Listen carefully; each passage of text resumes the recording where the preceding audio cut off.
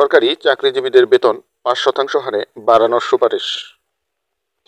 স্থায়ী বেতন কমিশন গঠনের মাধ্যমে সরকারি কর্মচারীদের প্রতি বছর ৫% হারে বেতন বাড়ানোর সুপারিশ করেছে জনপ্রশাসন সরকার কমিশন। বুধবার প্রধান উপদেষ্টা ডক্টর মোহাম্মদ ইউনূসের কাছে প্রতিবেদন জমা দেন জনপ্রশাসন সংস্কার কমিশনের প্রধান। এরপর প্রধান উপদেষ্টার প্রেস উইং প্রতিবেদনটি প্রকাশ করে।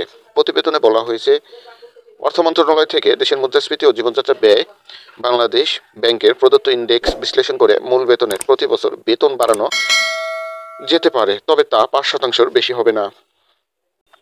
এ উদ্দেশ্যে একটি স্থায়ী বেতন কমিশন গঠন করার সুপারিশ করেছে জনপ্রশাসন সংস্কার কমিশন।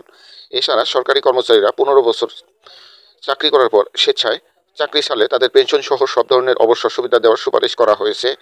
পাশাপাশি বাধ্যতামূলক অবসর বা ওএসডিতে পাঠানোর বিধান বাতিলের প্রস্তাব করেছে জনপ্রশাসন সংস্কার কমিশন।